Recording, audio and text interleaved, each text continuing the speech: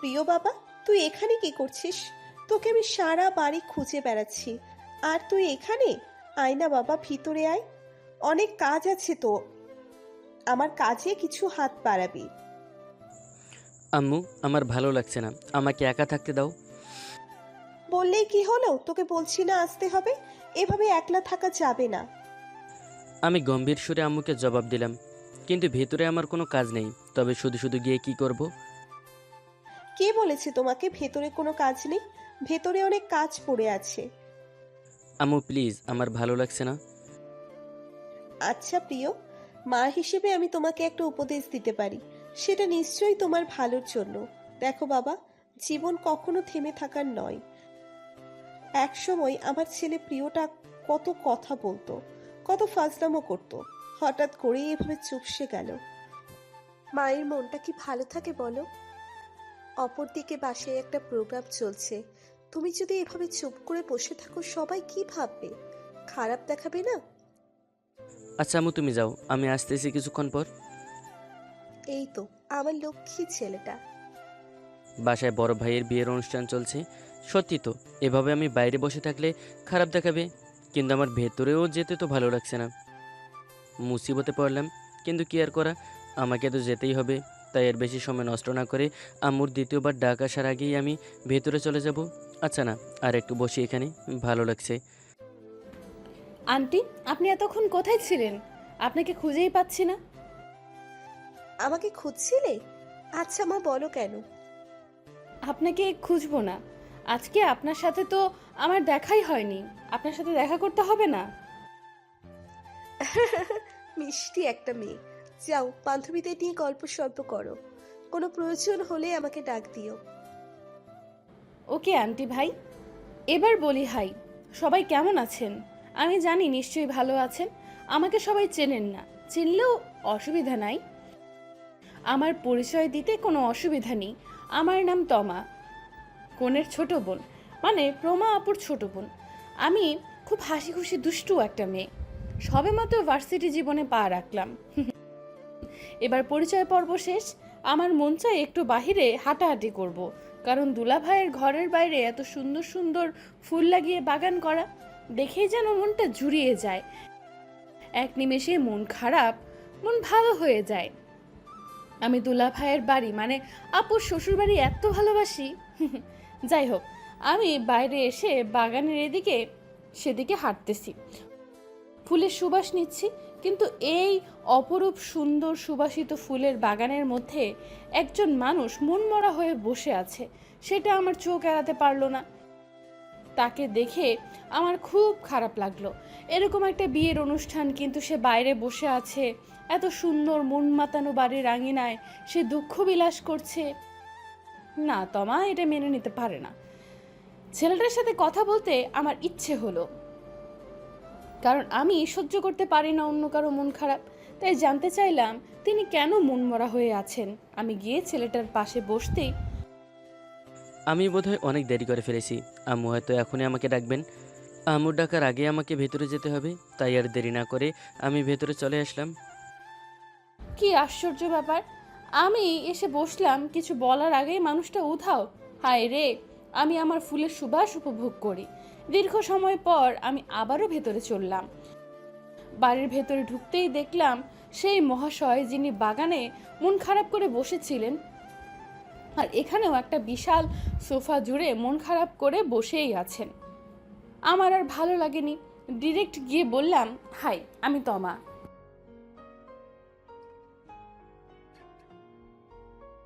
কোনো কথা নেই। এ কোন আজব পাবলিক রে বাবা। আপনার নাম কি জানতে পারি? প্রিয়। আপনার নাম? নিশ্চুপ। আচ্ছা, আপনি এত কম কথা বলেন কেন? আপনার কি মন খারাপ? না, এ বলে আমি সেখান থেকে চলে আসলাম। এভাবে আমার কারোর সাথে এত কথা বলতে ভালো লাগে না। মানুষ এত কথা কিভাবে বলে আমি ভেবে পাই না। জানি না মিস্টারের কি হয়েছে, কিন্তু বুঝতে আমার আর বাকি রইল না যে খুব বেশি মন খারাপের মানুষ তিনি। ধুর, বাদ দিই, কার কি হলো তাতে আমার কি। আমিও সেখান থেকে উঠে একটা জায়গায় দাঁড়িয়ে একজনের সাথে কথা বলছি। আমি কি করব? হাঁটাহাঁটি করছি, আমার সব ভালো লাগছে না। কিছু একটার সাথে আমার হাতের ঘড়িটা আটকে যায়। টান দিয়ে পেছনে তাকানোর সাথে সাথে কী হলো আমি বুঝতে পারলাম না, কিন্তু এটা খুব ভালোই বুঝতে পারলাম। অনুভূত হলো আমার গালে কেউ একজন ঠাস করে চড় মেরেছে। আমার চড়টা সেই মেয়ে মারলো, কিন্তু কেন? আমি তো কিছু বোঝার আগেই আজচ্ছর চোখের পানিতে ভাসিয়ে আমাকে বলল, বেয়াদব। আসলে আমি দুঃখিত, আমি ইচ্ছে চলে গেল। আসলে হয়েছে কি, আমার ঘড়ির সাথে তার আঁচলটা আটকে যায় এবং আমার টান দিতেই তার কাছ থেকে শাড়ি আঁচলটা পড়ে যায়। আমি জানি এটা আমি ইচ্ছা করে করিনি, কিন্তু এটা যেভাবেই হোক ভালো হয়নি। ছেলেটা এমন কেন করলো? আবার দুঃখ প্রকাশ করে, ছি, আমি তাকে ভালো মনে করেছিলাম। আমার মনটাকেও এক নিমেষে ছা। হেই তমা, কি হয়েছে? মন খারাপ? সামিহা হচ্ছে আমার দুলাভাইয়ের কাজিন। আমার সাথে এতদিনে তার খুব ভালোই জমেছে। যাই হোক, আমি একটা মলিন মুচকি হাসিতে তাকে না বোধক উত্তর দিলাম। আরে বলো, কোনো অসুবিধা নাই, কি হয়েছে? আচ্ছা, ওই ছেলেটা কে? তুমি কি তাকে চেনো? ওই ছেলেটা? কোন ছেলেটা? তারপর আমি সামিয়াকে নিয়ে এসে ছেলেটাকে খুঁজলাম। একটা সময় তাকে পেলাম। সে মন খারাপ করে বসে আছে। দূর থেকে আমি সামিয়াকে দেখিয়ে বললাম, ওই যে ওই ছেলেটাকে তুমি কি চেনো? আরে আশ্চর্য, আমার কাজিনকে আমি চিনবো না কেন? কেন, তুমি কি চেনো না? না, আমি কিভাবে চিনবো? কি, তুমি প্রিয় ভাইয়াকে চিনো না? না, চিনি না। তবে যতটুকু চিনেছি তাতে নিঃসন্দেহে বলতে পারি তার চরিত্রে সমস্যা আছে নিশ্চয়ই। কি তমা, তুমি বুঝে শুনে বলছো? এখানে না বোঝার কি আছে? আচ্ছা, কি হয়েছে খুলে বলো। তারপর আমি সামিহাকে সব খুলে বললাম। এবার তুমি বলো, এই ছেলেটার সম্পর্কে আমি আর কি বা বলবো? আর আমি কি এটা বলতে পারি না যে ওর চরিত্র ভালো না? তমা, তোমার কোথাও ভুল হচ্ছে। প্রিয় ভাই এমন মানুষ না। আমাদের বংশের মাঝে সবাই যদি কাউকে ভালোবেসে থাকে, সবার আদরের ছেলে হচ্ছে প্রিয় ভাইয়া। ভাইয়ার মতো মানুষ দ্বিতীয়টা আমি দেখিনি। আমি সামিহার কথায় তেমন বেশি আর গুরুত্ব দেইনি। সব কিছু ভুলে আমি বিয়েটাকে এনজয় করতে চাইলাম। তেমনি হলো, আগামীকাল আমার এক্সাম হওয়াতে আমার আজকেই বাড়িতে যেতে হবে। বাড়ি থেকে এক্সাম দিয়ে এসে পরের অনুষ্ঠানগুলো জয়েন করব। তাই আমি একে একে সবার থেকে বিদায় নিতে গেলে আন্টি মানে আপুর শাশুড়ি মা, কেন মা, কোনো অসুবিধা হচ্ছে? চলে যাবে কেন? আসলে আন্টি, আমি আগামীকাল আমার একটা এক্সাম আছে। আচ্ছা, তবে ঠিক আছে। আসলে আন্টি, রাত তো অনেক হয়েছে। আমি কিন্তু একাই কাউকে দিয়ে আমায় বাসায় পৌঁছে দেওয়ানো যাবে? আসলে মা কি বলবো তোমাকে, আমি খুব করে চাই তুমি আজকে এখানেই থাকো আর আমার বাড়ি থেকেই তুমি পরীক্ষা দিতে যাও, কিন্তু আমার মনে হয় বোধহয় তোমার মন ভালো না। আর হ্যাঁ, আমি দেখিনি কিন্তু শুনেছি প্রিয়কে কেউ একজন থাপ্পড় মেরেছে। পরে শুনলাম তুমি মেরেছো। সব কিছু শোনার পরে আমি আর কি বলবো, তবে এইটুকুই বলবো সে ছেলেটা এমন না। এখানে নিশ্চয়ই কোনো ভুল আছে। আর তোমাকে এখন বাড়ি পৌঁছে দেওয়ার মতো এই একটা ছেলে ছাড়া আর কাউকে খুঁজলেও পাবে না। এখন তুমি যদি চাও আমি তাকে বলতে পারি, আর তোমার কোনো অসুবিধে না হলে এখানেই থেকে কাল পরীক্ষা দিতে যাও। ঠিক আছে আন্টি, তবে আমি থাকছি। কি আর করব, সেখানে রুমে এসে বসে বসে ফোন চালাচ্ছি। রাত প্রায় 2টা বাজে, সবাই ঘুমিয়ে গেছে। আমার মনে হয় এই মুহূর্তে এই বাড়িতে শুধু আমি জেগে আছি। যাই, ঘুমিয়ে পড়ি। কৌতূহলবশত আকাশে আজ চাঁদ উঠল কি না দেখতে মন চাইলো। তো কি আর করার, মন চাইলো তো মনকে আর মানা করা যায় না। জানালা দিয়ে বাহিরের দিকে তাকিয়ে আছি, কিন্তু হঠাৎ করেই আমার চোখে পড়ল দেওয়াল টপকে কেউ একজন বাড়িতে প্রবেশ করছে। চেহারা স্পষ্ট দেখা যাচ্ছে না, তাই আমি চোর চোর করে জুড়ে দিলাম চিৎকার। চিৎকার দিয়ে বাড়ির সবাইকে এক করে ফেলি।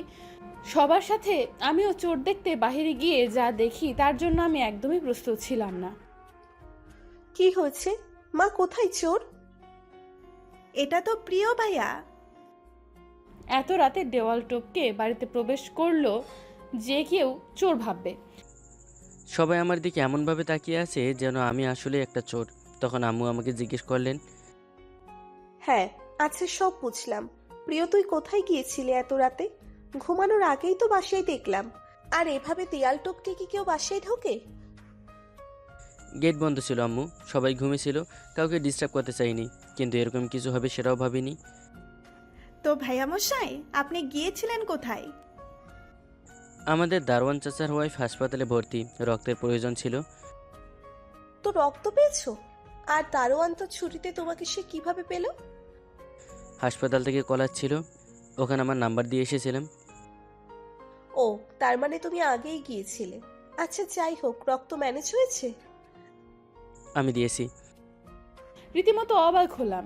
একটা ছেলে সারাদিন মনমরা হয়ে থাকে, মেয়েদের সাথে অসভ্যতামি করে, সবার আদর পায়, বাড়ির দারোয়ান ছুটিতে, কিন্তু দারোয়ানের ওয়াইফের রক্ত লাগে, সে খবর পায়, আমি নিজে রক্ত দিয়ে আসে, আবার নিজে রক্ত দিয়ে আসে।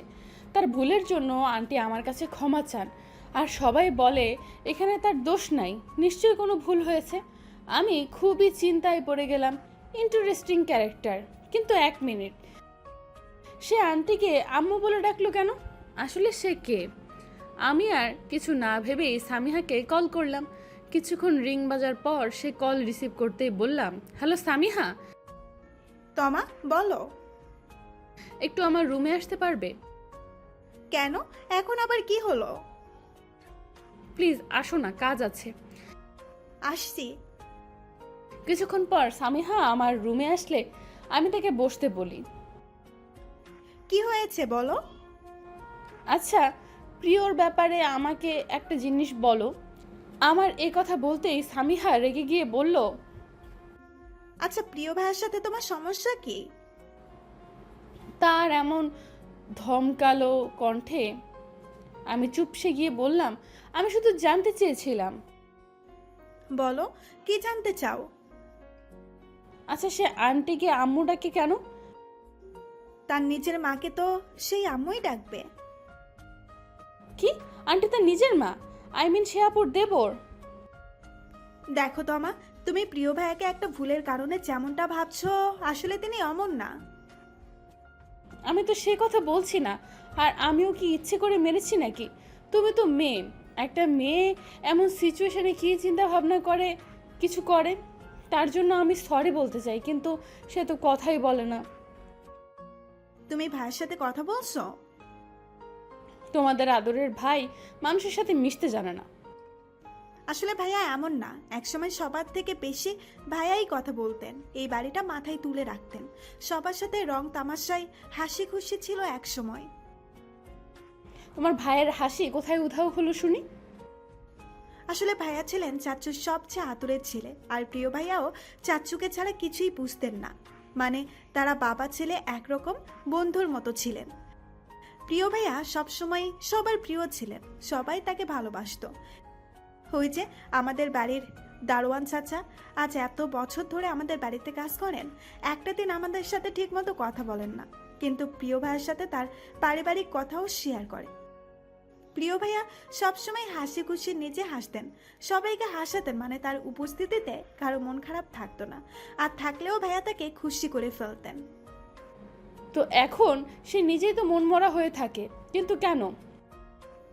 চাচু মারা যাবার পর থেকেই প্রিয় ভাইয়া এমন। আজ প্রায় 1 বছর প্রিয় ভাইয়া কারোর সাথে ঠিকমতো কথা বলে না, খুব একা থাকেন, প্রয়োজন ছাড়া বেশি কথা বলেন না, এমনকি আন্টির সাথেও না। আসলে আঙ্কেলের চলে যাওয়া ভাইয়া মেনে নিতে পারেনি। ভাইয়ার কোনো বন্ধু নেই, আঙ্কেলই ভাইয়ের বেস্ট ফ্রেন্ড ছিলেন, কিন্তু এখন সারাদিন এভাবেই থাকেন, আর বেশিরভাগ সময় এভাবে রাতের বেলা মানুষ সেবায় দেরি হয়ে গেলে দেওয়াল টপকে বাড়িতে ঢোকেন, দারোয়ানকেও বিরক্ত করতে চান না। আচ্ছা, প্রিয়াকে যে আমি এভাবে মারলাম, সে কি আমাকে ক্ষমা করবে? তোমার ক্ষমা চাওয়ার সুযোগ হবে না, তুমি ভাইয়ার সামনে বললে ভাইয়া নিজেই দেখো তোমার কাছে ক্ষমা চেয়ে নিবে। আহ, আচ্ছা, আমি এবার ঘুমাবো, গুড নাইট। সামিহা চলে যায়। আমি আর এইভাবে সারাটা রাত জেগে বসে বসে প্রিয়র কথা ভাবতে থাকি। তার সম্পর্কে কিছুটা জেনেও তার জন্য আমার মনে বিশাল জায়গা হয়ে গেল। তার সাথে একটু মিশলে কি হবে, কিন্তু তার কাছে ক্ষমা চাইতেই হবে। তার সাথে কথা বলার আগ্রহে আমি আর সারা রাত ঘুম হয়নি। এদিকে এক্সামের সময় হয়ে গেছে, ভার্সিটি যেতে হবে। তাই ফ্রেশ হয়ে রুম থেকে বের হতেই দেখি বাইরে প্রিয় বসে বসে বই পড়ছে। আমি ভাবলাম সুযোগ হাতছাড়া করা যাবে না। পরীক্ষার কথা মাথা থেকে ঝেড়ে দিয়ে প্রিয়র সামনে যেতে সে আমার দিকে তাকিয়ে আমার কিছু বলার আগে খুব সহজ সাবলীলভাবে বলে উঠল, গতকালের জন্য আমি আপনার কাছে ক্ষমা প্রার্থী। আমি আসলে ইচ্ছা করে এমনটা করার ছেলে না। আমার ঘড়ির সাথে আপনার প্রিয় মাথা নিচু করে আমাকে এত সব কথা বলছে, আর আমি তার সামনে কান ধরে মুখটা মলিন করে দাঁড়িয়ে আছি, কিন্তু সে নিচের দিকেই তাকিয়ে আছে। এদিকে এক এক করে বাড়ির সবাই তার নিজ নিজ অবস্থান থেকে আমাদের দিকে হা করে তাকিয়ে আছে। আমি মাথা নিচু করে কথা বলছি, কিন্তু এতক্ষণ আমি মাথা তুলে তাকাতেই মেয়েটার মলিন সেই অনুতপ্ত প্রেম ভরা চেহারার দিকে অপলক দৃষ্টিতে তাকিয়ে রইলাম। সে আমার দিকে করুণ চেহারায় তাকিয়ে কান ধরে দাঁড়িয়ে আছে। এ কি, আপনি এভাবে দাঁড়িয়ে আছেন কেন? গতকাল বিকাল এবং রাতের দুইটা ভুলের জন্য সরি। সমস্যা না। আধ ঘন্টা পর আমার এক্সাম আছে, আমায় নামিয়ে দিবে? আপনি ড্রাইভার চাচাকে নিয়ে যান, সমস্যা নেই। আপনি নিয়ে না গেলে আমি এক্সামে দিব না। কেন? এমন সময় মা এসে বললেন, প্রিয়, তুমি তাকে নিয়ে যাও এবং সাথে করে নিয়ে আসো। আম্মু যেহেতু বলেছেন তবে অবশ্যই নিয়ে যেতে হবে, তাই আর কথা বাড়াইনি। আচ্ছা আম্মু। তারপর আর কি, আধ ঘন্টার ভেতর তাড়াহুড়ো করে ভার্সিটি পৌঁছাই। আমাকে নামিয়ে দিয়ে প্রিয় বলল, আমি এখানেই আছি। এক্সাম দিয়ে বাইরে এসে দেখি প্রিয় আমাকে নামিয়ে দিয়ে যে বলেছিল আমি এখানেই আছি, সে এখানেই রয়েছে। পথ শিশুরা তার সামনে মেলা জমিয়েছে, সবাই খুশি। সে যেন সুখ বিলানোর হাড়ি, যেখানেই যায় সেখানেই হাসে, শুধু সে নিজে এভাবে আপসেট থাকে। চোখের একটা পলক পড়ার আগেই যেন প্রিয় আমার জীবনের প্রিয় হয়ে গেল। তাকে নিয়ে আমার মাঝে কাজ করতে লাগলো।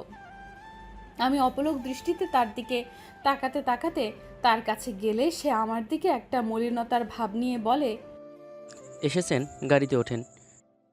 জিজ্ঞেস করবে না এক্সাম কেমন হলো? নিশ্চুপ।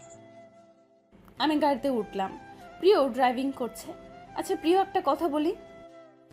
হ্যাঁ। আমার নাম জানো? ওই দিন তো বললেন তো আমায়। সবার কথা খুব মনোযোগ দিয়ে শুনো বুঝি। নিশ্চুপ। আমার কথায় বিরক্ত হচ্ছ? না। প্রিয়, জীবন এভাবে থেমে থাকে না। সুখ দুঃখ, হেসে খেলে, ভালোবাসা, মায়া, ত্যাগ, শান্তি সব মিলিয়েই হয় জীবন। জীবনের সব চাওয়াই যে পূর্ণ হবে এমনটাও না। কিছু স্বপ্ন স্বপ্নতেই সীমাবদ্ধ থাকে। এভাবে আমাকে কেন বলছেন? পরে বলবো। বাসায় চলে আসলাম। গাড়ি থেকে নামতেই একটা মুচকি হাসি দিয়ে সামিহা এসে বলল, কি ব্যাপার? প্রিয় ভাইয়া কি আপনার? ও, প্রিয় ভাইয়া হইল বুঝি। আমি তাকে দাঁত কেলিয়ে বলি, হ্যাঁ হয়েছে। তোমার প্রিয় ভাইয়া আমার কাছে প্রিয় পর্যন্ত সীমাবদ্ধ। মানে? অবাক হওয়ার কিছু নেই। প্রিয়র নাম্বারটা দাও তো। আমি সামিহার থেকে প্রিয়র নাম্বারটা নিয়ে ফোনে লাইফ লিখে সেভ করে রাখি। সেদিন আর প্রিয়র সাথে কথাও হয়নি, দেখাও হয়নি। পরের দিন আমি বাসায় চলে আসি। রাতে আমি প্রিয়কে কল করলে, হ্যালো। প্রিয় তমা, আমি তমা। বলেন। আমাকে কি তুমি করে বলা যায় না? বলো। কি করছো? খেয়েছো? ঘুমাবে না? এরকম বিনিয়ে বিনিয়ে হাজারো প্রশ্ন করলাম, কিন্তু তার উত্তর শুধু হ্যাঁ এবং না ছিল। কিন্তু আমি থেমে থাকিনি, কথা বলতেই থাকি। কথাগুলো প্রায় দীর্ঘ 3 ঘন্টা হয়। কিন্তু জানেন, এই দীর্ঘ 3 ঘন্টার মাঝে প্রিয় শুধু হ্যাঁ ও আচ্ছা এগুলোতেই সীমাবদ্ধ ছিল। এভাবে প্রতিদিন তমা আমাকে কল করতে শুরু করে। আমারও তার সাথে কথা বলতে ভালো লাগে। আস্তে আস্তে আমার আর তার মাঝে কথা বলার সময় বৃদ্ধি পায়। এমনও হয় এখন রাত গড়িয়ে দিন চলে আসে, কিন্তু কথা বলা বন্ধ হয় না। প্রিয় এখন পুরোটাই বদলে গেছে। সারাদিনই আমার সাথে বক বক করে। আজকে তার সাথে দেখা করব। বিকেলবেলা নদীর ধারে তমার সাথে আমার দেখা হলে তমা আমাকে প্রপোজ করে, যেটার জন্য আমি একদমই প্রস্তুত ছিলাম না। এবং তোমার থেকে আমি একদমই আশা করিনি। তোমাকে আমি একটা ফ্রেন্ড ছাড়া এর বেশি কিছুই ভাবিনি। ব্যাস, এই তো। প্রিয় আমাকে এবং আমার ভালোবাসা দুটোকেই ফিরিয়ে দিল এবং দ্বিতীয়বার যোগাযোগ না করার শর্তটাও জুড়ে দিল। হ্যাঁ, এখানে আমার ভুলই হয়েছে। আমি প্রিয়কে অনেকবার কল করে ট্রাই করলেও সে আমার কল রিসিভ করেনি। তোমার সাথে কথা হয় না আজ 2 দিন হয়, কিন্তু কেন জানি আমার ভালো লাগছে না, নিজেকে খুব একা লাগছে। শুধুমাত্র তোমার ফোনের অপেক্ষা করছি, কিন্তু আমি কল করতে পারছি না। তাকে আমি কিভাবে কল করি? তার সাথে যে আমি ব্যবহার করেছি। সামিহা আমাকে কল দিল। এই ভাইয়ার সাথে তোর কি হয়েছে রে? কই কিছু না তো। তো কিচ্ছু হয়নি তো ভাইয়া আবার আগের মতো এভাবে নিশ্চুপ আর মন খারাপ হয়ে থাকে কেন? নে আন্টির সাথে কথা বল। আমি কি বলবো? এই এই সামিয়া আর কিছু বলার আগেই। হ্যালো মা, কেমন আছো? হ্যাঁ আন্টি, ভালো আছি। আপনি কেমন আছেন?